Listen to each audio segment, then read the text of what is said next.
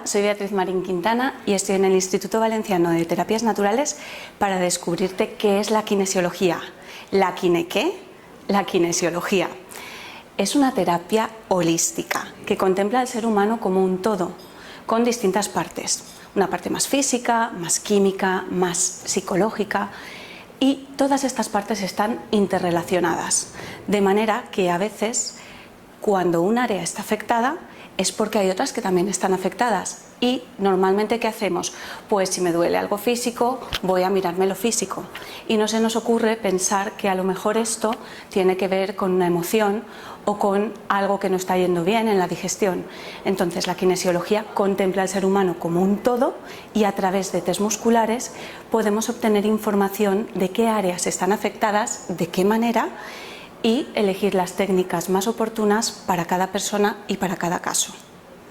¿Cómo podemos hacer eso? Pues porque tenemos un sistema nervioso maravilloso que es capaz de captar información del exterior y también del interior. Del exterior, por ejemplo, ruidos, temperatura, sonidos, golpes, y del interior, pues información química, por ejemplo, deshidratación o picos de azúcar o incluso pensamientos. Todo eso nuestro sistema lo registra y responde. Nosotros, los kinesiólogos, lo que hacemos es valorar las respuestas musculares y a través de esa valoración y de esa observación vemos qué es lo que necesita la persona, qué es lo que le está sucediendo, desde cuándo, y así podemos solucionar pues dolores y problemas físicos que no encuentran solución.